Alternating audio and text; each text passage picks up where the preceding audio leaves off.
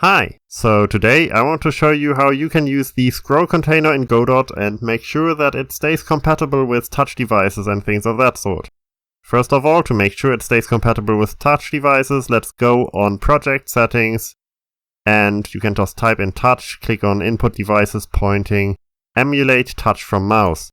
This will ensure that if we try to drag something, the way you would do it on a touch device, the ScrollContainer is gonna do that as well. Now, I'm just gonna make the screen a bit thinner because I can on the control node here, and then I can add a ScrollContainer. Give it the full size of its parent, and you can see this is going to be the size in which the ScrollContainer is actually visible. Add a VBox container, you can also use an HBox or whatever.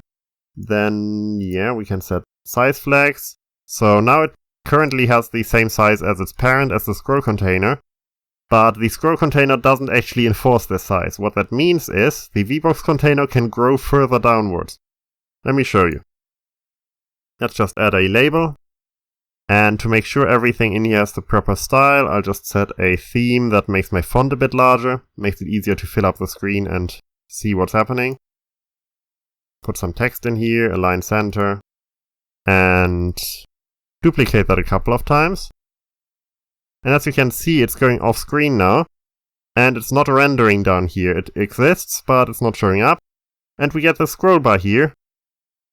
So if we go in the actual game, we can scroll. I'm using the scroll wheel right now, and that works fine. I can also drag this thing. That works fine, and since I enabled touch, I can also drag here. This works pretty much the way you would expect it from a touch device. It slides a bit if you let go. And yeah, that's all as it should be. Now, one thing to be aware of when using this is that there can be some issues. Let's take a look. When you have something like a button in here, because buttons want to eat your input. If you click a button, then the whatever is behind it isn't going to scroll. The same can apply for several other nodes that receive input by default, but let's just use the button for example. So, button, whatever, just some text.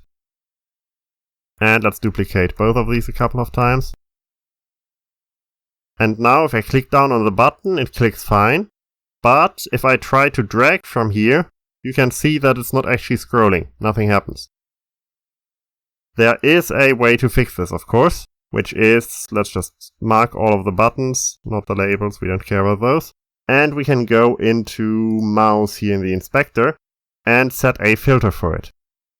If we set the filter to ignore, let's take a look. I can't click the buttons at all anymore, but the scrolling works correctly again. Instead, let's set it to pass, which means the buttons are going to receive the input and then pass it to whatever is behind them.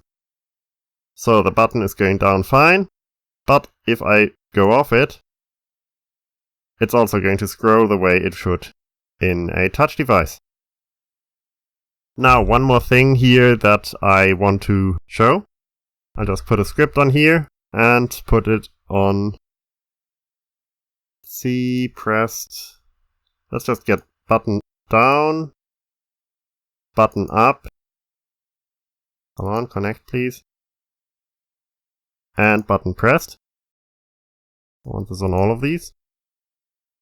So let's just say print down, print up, and the most important one, print pressed. So if I go in game now, and I make this a bit smaller so we can actually see what's happening. If I try to press this, obviously it's gonna say down at first. Now if I go off it, it's not gonna say up, but it says up as soon as I let go anywhere. So you can see here, now it's set up. But it didn't ever call pressed. It's only calling pressed if I click here and let go again here without dragging. This way you can distinguish whether you want it to be pressed here without dragging or whether you want to be able to tell if a button was pressed before dragging and then was released. So that's just another thing to be aware of, and this way you should be able to make whatever it is you are working on even if it's on a smart device. And that will be all for today. Bye!